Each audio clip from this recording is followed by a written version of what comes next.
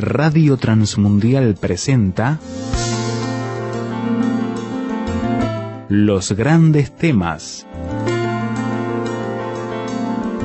Un tiempo donde el pastor Salvador de Lutri nos lleva a pensar en la problemática más profunda del ser humano. Los Grandes Temas. Capítulo 3 del libro de Eclesiastés. Vamos a leer desde el versículo 16 en adelante. Del versículo 16 al 18 y después pasamos al capítulo 4. Dice Salomón así: vi más debajo del sol. En lugar del juicio, allí impiedad, y en lugar de la justicia, allí iniquidad. Y dije yo en mi corazón: al justo y al impío juzgará Dios, porque allí hay un tiempo para todo lo que se quiere y para todo lo que se hace. Dije en mi corazón: es así por causa de los hijos de los hombres, para que Dios los pruebe y para que vean que ellos mismos son semejantes a las bestias. Y el capítulo 4, desde el primer versículo: me volví y vi todas las violencias que se hacen debajo del sol. Y aquí las lágrimas de los oprimidos sin tener quien los consuele. Y la fuerza estaba en mano de sus opresores, y para ellos no había consolador. Y alabé yo a los finados, a los que ya murieron, más que a los vivientes, los que viven todavía. Y tuve por más feliz que unos y otros al que no ha sido aún, que no ha visto las malas obras que debajo del sol se hacen. He visto asimismo que todo trabajo y toda excelencia de obras despierta la envidia del hombre contra su prójimo. También esto es vanidad y aflicción del espíritu. El necio cruza sus manos y come su misma carne. Más vale un puño lleno de descanso que ambos puños llenos con trabajo y aflicción de espíritu. Yo me volví otra vez y vi vanidad debajo del sol. Y pasemos al versículo 15, los dos últimos versículos. Vi a todos los que viven debajo del sol caminando con el muchacho sucesor que estará en lugar de aquel. No tenía fin la muchedumbre del pueblo que le seguiría. Sin embargo, los que vengan después tampoco estarán contentos con él. Y esto es también vanidad y aflicción de espíritu. Hasta aquí nada más en la lectura de la palabra de Dios. Eclesiastés es el libro más singular de la Biblia. Es el libro más singular porque por su estilo y por su forma de escribir, porque es una reflexión filosófica sobre la vida humana. Algunos lo llamaron un clásico del pesimismo. Y uno se pregunta, ¿Salomón era un hombre pesimista? ¿No da respuestas? No, el que lee todo el libro se da cuenta que Salomón da respuestas. Pero él tiene una forma de ver la realidad, que es la forma que tiene el hombre sabio de ver la realidad y que tendríamos que tener también todos nosotros. Hay tres formas de ver la realidad. Está el pesimista. El pesimista ve y juzga las cosas por el lado más desfavorable. Está el optimista. Y el optimista ve y juzga las cosas en su aspecto más favorable. Pero realmente el sabio no puede ser ni optimista ni pesimista. El sabio tiene que ser realista, tiene que ajustarse a la realidad. Es decir, si las cosas objetivamente son malas, no puedo mirarlas en forma optimista y tampoco en forma pesimista. Tengo que tener el equilibrio suficiente como para ver la realidad. Salomón es un sabio y hace un análisis realista, mirando descarnadamente la realidad. Salomón dice varias veces, y ustedes habrán notado en la lectura, él dice vi. Significa que este es un libro de observación de la realidad, lo que se ve. Es decir, ¿qué es lo que yo veo? Dice Salomón. ¿Qué es lo que yo veo? ¿Y qué es lo que yo puedo evaluar objetivamente? ¿Qué es aquello que realmente sucede y que tengo que mirar sin que interfiera mi corazón? Porque a veces interfiere el corazón en medio de todo esto. No, sin que interfiera. ¿Qué es esto que veo delante, sin crear falsas ilusiones? Él está buscando la verdad. Y para buscar la verdad siempre hay que partir de la verdad. Es decir, de la verdad de la realidad. Si yo quiero solucionar un problema, lo primero que tengo que hacer es verlo como el problema realmente es. Y aunque parezca mentira, el hombre se resiste mucho a ver las cosas como realmente son. Casi siempre la fantasía, la ilusión, pesa en el análisis de las cosas. Él quiere ver la verdad e inicia un camino de investigación, y el libro de Eclesiastés es ese camino de investigación del sabio que va viendo la realidad, que palpa la realidad visible, lo que entra por los sentidos, y lo analiza y comienza a desalentarse con los resultados de esta visión realista de la vida. Nosotros no hemos leído todo el libro de Eclesiastés. Yo estoy preparando un trabajo sobre los 12 capítulos de Eclesiastés. Habría que leerlos todos, pero no nos da esta mañana para eso y para explicarlo. Tal vez en algún momento podamos hacerlo. Pero uno de los problemas que hemos leído hoy, los problemas que leímos hoy, tienen que ver con los problemas de lo que sucede en toda sociedad. No hay que olvidarse que este libro se escribe 1000 años antes de Jesucristo. Quiere decir que estamos a 3000 años de distancia. Y las cosas han cambiado muchísimo, pero el hombre sigue siendo el mismo. Si las cosas cambiaron, pero el hombre sigue siendo el mismo. Y lo primero que él analiza es el problema que existe para los hombres con la justicia. La justicia. Fíjese, él dice, vi más debajo del sol. En lugar del juicio, allí había impiedad, y en lugar de la justicia, había allí iniquidad. Esta es una forma realista de ver las cosas. ¿Qué es lo que yo veo? El sentido de justicia no es algo cultural, no es algo que adquirimos como conocimiento en la vida. El sentido de justicia nos viene dado como un don de Dios a todos los seres humanos, que tenemos discernimiento entre el bien y el mal, y sabemos qué es lo mío y qué es lo tuyo. Y usted puede notar, aún en los chicos, cómo existe este sentido de equidad, que es una marca que Dios pone en el hombre, la conciencia. La conciencia es el conocimiento que nos acompaña, que viene con nosotros. Y una de las cosas que tenemos es que sabemos que hay cosas, sabemos discernir entre lo que está bien y lo que está mal. Y cuando hacemos algo mal, sabemos que estamos haciendo mal, y cuando hacemos algo bien, sabemos que estamos haciendo bien. Y sabemos cómo tenemos que actuar. Y sabemos además todos de que tenemos que vivir y queremos vivir en una sociedad que sea una sociedad realmente justa.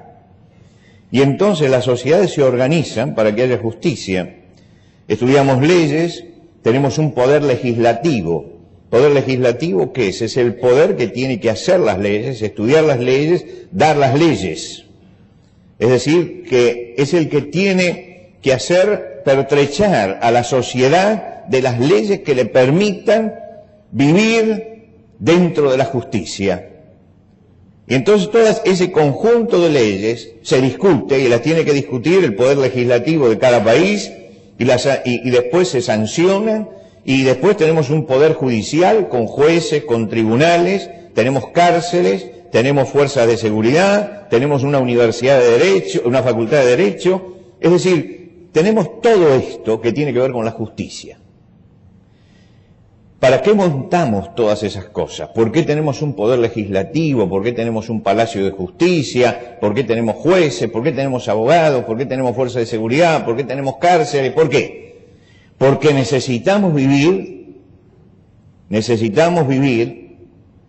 en la justicia. Necesitamos que la justicia esté en ejercicio. ¿Cuáles son los resultados? Pero escuchemos a Salomón. Escuchemos cómo se veía hace 3000 años esto. Él dice, he podido ver también que en este mundo hay corrupción y maldad donde tendría que haber justicia y rectitud. Es decir, esta es la realidad. Esta es la triste realidad. Ahora, nosotros podemos luchar por todo esto, pero Salomón nos dice, mire, cada generación ve una gran necesidad. La gran necesidad de que la justicia esté reinando realmente en esa sociedad. Veo un gran aparato, que todas las naciones han tenido un gran aparato para hacer justicia, pero veo también que los resultados son totalmente negativos. Ahora, él lo dice hace 3000 años, y lo puede repetir cada comunidad. Es exactamente lo mismo, que la justicia, que la justicia realmente no llega nunca a ser lo que debe ser. Dios estableció algunas leyes para la justicia y las dio a través de Moisés. Y las leyes son muy sencillas. Dios le dice, no tuerzas el derecho. Si hay justicia, la tienes que cumplir. Si hay derecho, el derecho tiene que prevalecer. En segundo lugar dice, no hagas acepción de personas, que todos sean iguales ante la ley. Y en tercer lugar dice, no tomes soborno. Fíjese estas tres leyes, tres principios que se marcan en la ley de Moisés. Está en el libro de Deuteronomio, en el capítulo 16, si usted después quiere buscarlo. Y dice, no tuerzas el derecho, no hagas acepción de personas, no tomes soborno. Y concluye diciendo, la justicia seguirás para que vivas. Es decir, Dios establece este principio como el principio central de la convivencia de un pueblo. Leemos esto y cuando leemos estas tres cosas, no tuerzas el derecho, no hagas acepción de personas, no recibas soborno, sigue la justicia, decimos, esto es lo que necesitamos. Y el pueblo de Israel recibió esta ley. Pero el profeta Amós, cuando escribe, él dice, yo conozco sus muchas maldades, oprimen al justo, reciben soborno y en los tribunales hacen que el pobre pierda la causa. Quiere decir que uno tenía las mejores leyes, pero resulta que cuando llegamos a la realidad es distinta. Y no estamos hablando de la realidad nuestra hoy, estamos hablando de la realidad de hace 3000 años atrás. Y podemos decir que la estampa de 3000 años vuelve a repetirse en el día de hoy. Y esto que digo yo, y aquí lo podría decir en Uruguay, lo podría decir en Chile, en Perú, en Estados Unidos, y sería válido siempre. Es válido, en todos lados es válido esto. Es la realidad del hombre esforzándose porque sabe lo que es la justicia, pero encontrando después que aparece el derecho que se tuerce, la verdad que se tuerce, que se pagan sobornos, que se hace acepción de personas. Es decir, todas estas cosas suceden siempre en la humanidad. Es una constante. Y por eso cuando usted lee Eclesiastés y lee lo que dice Salomón realista, y usted mira la realidad y dice, pero esto sucedía hace 3000 años y no hemos adelantado nada, porque sigue sucediendo ahora. Sigue sucediendo ahora. Ahora, hay cambios, hay avances, hay cultura, hay historia, pero el problema fundamental sigue siendo el mismo. Sigue siendo el mismo. Usted lee el libro de Eclesiastés, lo compara con la realidad y dice, habremos avanzado tecnológicamente, habremos avanzado en el conocimiento, ha caminado la historia, pero resulta que estamos en la misma que se hablaba hace 3000 años, estamos en la misma en la sociedad de hoy. ¿Usted se acuerda de Discépolo? Discépolo, ¿cómo vio esto? ¿Cómo vio esto? ¿Cómo lo vio? ¿Cómo vio la realidad de nuestro mundo? ¿No ves, Gilito embanderado, que la razón la tiene el de más guita? Que la honradez la venden al contado y la moral la dan por monedita, que no hay ninguna verdad que se resista frente a 2 pesos moneda nacional. Mire, está diciendo que estos son los grandes poetas populares, que no hay que despreciarlos, son grandes, son grandes. Están diciendo, esta es la realidad. Y entonces le dijeron a Discépolo, es un pesimista. No, no es un pesimista, es un realista. Él está viendo lo que a veces nos negamos a ver, pero que es la realidad nuestra, que está allí, está allí. Si la razón la tiene el que tiene más dinero, el que tiene más poder, el que tiene más influencia, ¿no es cierto? Entonces, ¿qué nos diferencia de los animales? Salomón dice, es así por causa de los hijos de los hombres, para que Dios los pruebe y para que vean que ellos mismos son semejantes a las bestias. Y usted dice, no, pero nosotros nos diferenciamos de los animales. Y Salomón dice, no, porque fíjese cómo se maneja la bestia. Por el derecho del más fuerte. El derecho del más fuerte. Y si resulta que el que tiene más dinero, el que tiene más poder, el que tiene más influencia, es el que prevalece, entonces estamos ante el derecho del más fuerte. Y él dice, entonces el hombre no ha avanzado nada. Dice, es igual que los animales. Es igual. Salomón es tan agudo, tan profundo al hablar todas estas cosas, que nos enfrenta con una realidad que muchas veces no queremos ver, pero que es la realidad nuestra. Que tenemos las más grandes ideas y los más grandes ideales y las más grandes organizaciones, pero no podemos con el problema del mal.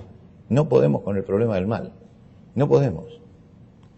Y fíjense que él continúa diciendo, y comienza a hablar ahora del problema de los oprimidos y de los opresores.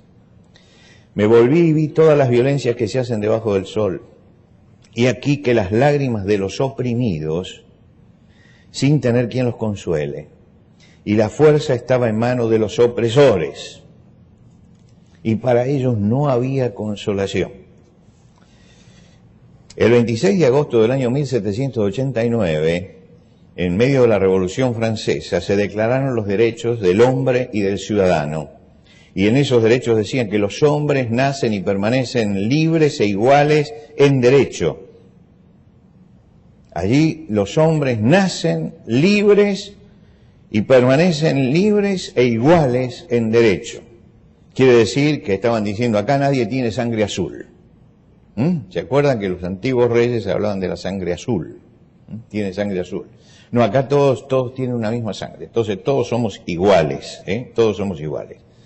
Las Naciones Unidas, en la Asamblea del año 1948, ni bien estaban creadas las Naciones Unidas, que fue el año de su creación, dice, todos los seres humanos nacen libres e iguales en dignidad y derechos y dotados como están de razón y conciencia, deben comportarse fraternalmente con los otros. Es una expresión de deseo. La Constitución nuestra dice que todos somos iguales delante de la ley. Quiere decir que tenemos una gran visión de igualdad, de que no debe haber privilegio, de que todos somos iguales. Sin embargo, fíjense que el poder desborda. Y el poder desborda en todas partes. Los comunistas construyeron un paraíso donde tenían que cerrar la puerta para que la gente no se fuera. Y cuando cayó el muro de Berlín, descubrimos que allí había opresores y oprimidos. Y estamos en el mundo capitalista y seguimos entendiendo que hay opresores y oprimidos. Opresores y oprimidos. Que la igualdad es una utopía. La igualdad es una utopía. Que hay siempre opresores y oprimidos. Que vivimos en un mundo de opresores y en un mundo de oprimidos. Y promovemos la solidaridad, porque queremos promover la solidaridad, la ayuda solidaria, darle una mano al que está caído, hacer lo que hizo Jesús cuando contó la parábola del buen samaritano, pero el cuadro del mundo es el cuadro del egoísmo. Es el cuadro del egoísmo. El 18% de la población mundial controla el 80% de los recursos. El 18% controla el 80% de los recursos. ¿Cómo no vamos a tener países pobres, no es cierto? Sí, está pasando eso. Y entonces uno dice, ¿qué es lo que pasa? Que se proclama una cosa y se hace la otra. Es que nuestros mecanismos, incluso los mecanismos más finos que tenemos, son mecanismos que realmente no sirven contra la corrupción, contra la opresión y contra la codicia. Visitamos con Celia 2 veces las Naciones Unidas en Nueva York. Y es una organización tremenda, un edificio impresionante y un movimiento de gente impresionante, todos los países con sus delegaciones. Y entonces hay un consejo de seguridad. Ese consejo de seguridad saca resoluciones Y esas resoluciones tienen que ser acatadas por todos los países del mundo. Cuando ese Consejo de Seguridad se reúne y dice, acá hay que acabar con esto, todos los países tienen que acatar eso. Pero hay 5 países que tienen poder de veto: Estados Unidos, Rusia, Francia, Inglaterra y China. Si uno de ellos dice no, aunque todos los demás digan sí, es no. ¿Se da cuenta usted? Estamos ante un sistema de opresión. Usted dice, ¿para qué se va a reunir? Llamen a los 5 y pregúntenle y listo, ¿no? Es decir, hacemos un mecanismo, pero no podemos frente a todo esto. Y esto despierta, por supuesto, nuestras preguntas y las preguntas que nos tenemos que hacer en este momento. ¿Qué tenemos que hacer como cristianos frente a esa realidad, ¿no? ¿Qué tenemos que hacer? Porque esta es la realidad descarnada, es lo que estamos viendo, es lo que vio Salomón en su época y es lo que vieron los hombres de todas las épocas, aún de las épocas donde se proclamaba la igualdad y la fraternidad. Francia fue la gran propulsora de la igualdad y la fraternidad, y lo primero que hicieron fue levantar la guillotina y cortar la cabeza primero a los monárquicos y después entre ellos se cortaban la cabeza. Hay algo en el hombre que no alcanza a superar todo esto. No alcanza a superar todo esto. Y no hay sistema social que pueda superar esto. Y es interesante lo que dice. Tiene una frase aquí, Salomón, que es agudísima. Dice, vi a todos los que viven debajo del sol caminando con el muchacho sucesor que está en el lugar de aquel. Es decir, bueno, se viene el cambio, ¿no? Entonces aparece el que va a suceder al rey, dice, entonces todos se van con él, porque con este cambia la cosa. Y al final dice, sin embargo, los que vengan después tampoco estarán contentos con él. Los que tienen años saben que esto es así, que esto es así. Que siempre estamos diciendo, ahora se viene el cambio, y siempre volvemos a lo mismo. ¿Qué tenemos que hacer como cristianos? En primer lugar, hay que vivir en esta sociedad con el gozo de ser cristiano. Salomón dice en el capítulo 8, aunque el pecador haga mal 100 veces y prolongue sus días, con todo yo también sé que les irá bien a los que a Dios temen, los que temen ante su presencia, y que finalmente no le irá bien al impío. Es decir, está diciendo, mire, gócese en la esperanza que tiene y gócese en que Dios esté todavía en el trono. Frente a esto no debemos caer en el pesimismo, pero tenemos que ser realistas. Lo que se ve es esto. Pero yo tengo que entender que tengo que mirar hacia arriba, no tengo que mirar solamente hacia abajo. Porque si yo miro hacia abajo, voy a caer en el pesimismo, estoy obligado al pesimismo mirando hacia abajo. Pero cuando yo veo al Señor y su justicia, entonces me doy cuenta que yo puedo realmente tener el gozo del Señor, pero tener también una visión privilegiada de las cosas. Y como tengo esta visión privilegiada, critico, denuncio, pero mantengo el gozo. No puedo dejar de decir, aquí hay injusticia. No puedo dejar de decir, aquí hay deshonestidad, porque esa es mi labor como cristiano. Pero tampoco puedo entrar en el pesimismo. Los discípulos de Jesús sabían que Jesús sabía que los discípulos iban a chocar contra la injusticia, que iban a chocar y iban a ver el triunfo pasajero del mal. Iban a Jerusalén y los discípulos no querían ir porque sabían que allí estaba la injusticia y que iban a chocar contra la injusticia. Pero el Señor les dijo, bueno, ahora ustedes tendrán tristeza, pero yo los volveré a ver y se gozará vuestro corazón, y esto no les quitará, nadie les quitará este gozo. Es decir, hay algo que es el gozo espiritual, de saber que uno está haciendo la labor que el Señor quiere que hagamos, que uno sabe que tiene una misión en la tierra, que uno puede tener una visión clara de la realidad, no ser encantado por el canto de las sirenas de afuera, saber cómo es la realidad y ver esa realidad y no dejarse engañar, pero además tener un rol activo dentro de una sociedad como esta. Un rol activo, ¿qué significa? Que hay que señalar todo lo que está mal, que hay que señalar todo lo que está atropellando los principios que Dios nos ha dado. No podemos permanecer impasibles cuando hay gente que se muere de hambre. No podemos permanecer impasibles cuando hay injusticia evidente. No podemos permanecer impasibles cuando hay corrupción. Todo esto nos tiene que hacer hervir la sangre como cristianos, pero tenemos que saber que acá el único que puede poner justicia es Dios. Y que el problema no es algo que puedan solucionar los hombres. Porque hace 3000 años que se nos habla de este problema y seguimos teniendo lo mismo. Y por lo tanto, la segunda cosa que tenemos que hacer, y yo marco 2 cosas nada más porque el tiempo me corre.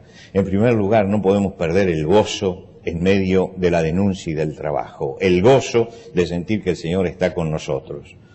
Y en segundo lugar, aportemos al cambio que se necesita. ¿Dónde está el problema? ¿El problema está en las instituciones, el problema está en la sociedad o el problema está en el corazón del hombre? Si el problema está en el corazón del hombre, entonces hay que cambiar el corazón del hombre. Y justamente el pecado va endureciendo, deformando, quitándole sensibilidad al corazón del hombre, pero el Espíritu de Dios puede todavía tocar el corazón. ¿Y qué es eso que nosotros llamamos evangelización? Es justamente a esta sociedad en la que nosotros estamos, con todos estos problemas, llegar con un mensaje espiritual. A una sociedad que no quiere ver lo espiritual, llegar con un mensaje espiritual, porque el problema no es social, ni económico, ni jurídico, ni político. Acá hay un problema ético, moral, que en el fondo es un problema espiritual. ¿Por qué? Porque la ética y la moral no se pueden poner de arriba hacia abajo. Tiene que salir del corazón del hombre. Alguien definió con mucha justeza la ética. El hombre, la ética del hombre es lo que él hace cuando nadie lo ve. Eso es lo que el hombre es, cuando nadie lo ve. Y eso es lo que revela lo que hay en su corazón. Entonces, si este es el panorama que todos vemos, y si esta es la realidad que todos vemos, no perdamos el gozo del Señor y trabajemos para que el mensaje de Jesucristo llegue a mucha gente, para que el corazón de los hombres cambie. Porque necesitamos hombres con el corazón cambiado, con vidas diferentes, con vidas distintas. Hombres que realmente aporten a esta sociedad una visión distinta de la realidad. Estábamos allí en Gaiman y recordábamos que fuimos por primera vez a ese lugar hace 40 años, tal vez un poco más de 40 años, pero sacamos la cuenta, tenemos una forma de sacar la cuenta muy especial. Hace 40 años fuimos por primera vez. Hace 40 años luego falleció el pastor falleció porque mientras que lo estaban operando de la vesícula cortaron la luz. Y el hospital no tenía un sistema para cubrir eso, y se murió en la operación. Yo fui al sepelio del pastor y volví, y la verdad que quise borrar ese lugar de mi memoria, ¿no? Por la tristeza que tenía. Y vuelvo después de muchos años, hace 4 años volvimos por primera vez con Celia. Y allí nos encontramos con un matrimonio que su hija se casó y bueno, no tuvo ni buena conducta ella ni buena conducta el esposo. Y hubo una tragedia y el esposo la mató. La mató. Y el padre de la chica era cristiano. Falleció el año pasado el padre de esta chica. Era cristiano, un cristiano bien comprometido. Bueno, su yerno fue a la cárcel por haber matado a su hija. Y yo me imagino las luchas interiores que tuvo él. Pero él iba a la cárcel para hablar con el asesino de su hija. Iba para hablarle de la necesidad de un cambio en su corazón. Y realmente hay que ser un cristiano muy comprometido para tomar esa decisión y hacerlo. Y yo digo, este es el corazón que realmente necesitamos, ¿no? Ese corazón que puede pasar por encima de todas las cosas y buscar el bien del otro. Sentir que la misión que tengo que cumplir es esa. Sentir que La maldad nos rodea por todos lados y nos toca y nos hiere, pero yo no puedo dejar de hacer el bien y no puedo dejar de llevar el mensaje de Dios a aquel que siento que lo necesita. Esta es la realidad que vivimos. Vale la pena trabajar, vale la pena esforzarse, vale la pena que la gente pueda encontrarse con Cristo para que su corazón cambie. Vale la pena, y esta es la tarea que tenemos que hacer, con gozo en nuestro corazón, con gozo, con alegría porque estamos haciendo esto. No dejemos nunca que la realidad, por negra que sea, nos lleve al pesimismo. Siempre el Señor está con nosotros y siempre tenemos esperanza mirando hacia adelante. El Señor establecerá finalmente la justicia. Y cuando el Señor establezca la justicia realmente, será una justicia perfecta, porque será la justicia que viene de lo alto. Mientras que esperamos ese día, trabajamos. Y trabajamos para que el corazón de los hombres pueda abrirse a la semilla de la palabra de Dios y Dios pueda hacer la obra. Todos nosotros, todos, somos cristianos y estamos comprometidos con esto. Esto no es proselitismo para una iglesia, hermano, entiéndalo. Es hablarle a la gente de Jesucristo, porque Jesucristo puede cambiar el corazón y en esto estamos comprometidos. Por lo tanto, esta semana, usted que ha visto lo que dice Salomón y lo ha comparado con la sociedad de hoy y dice nada ha cambiado, esto en vez de aplastarlo y mandarlo a la cama con depresión, tiene que sacarlo de la depresión y decir yo voy a hacer algo, porque yo tengo al Señor Jesucristo y voy a hacer que el mensaje de Jesucristo llegue a otra persona, a los que están cerca mío.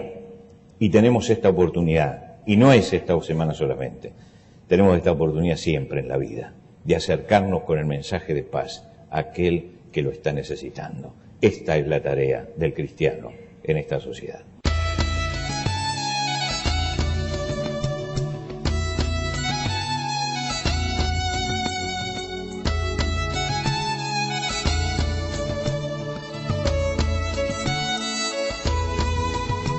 Antes de finalizar los grandes temas del día de hoy, les queremos dar los canales de comunicación donde usted puede entrar en contacto con el pastor Salvador de Lutry. Por carta, hágalo a Los Grandes Temas, casilla de correo 5051, Montevideo, Uruguay. Los Grandes Temas, casilla de correo 5051, Montevideo, Uruguay. Y el correo electrónico losgrandestemas@transmundial.org. losgrandestemas@transmundial.org. Nos encantaría escuchar de usted, saber cuáles son sus comentarios, preguntas, reacciones e inquietudes sobre el tema de hoy. Por ahora nos despedimos hasta otro espacio de Los Grandes Temas, una producción de Radio Transmundial.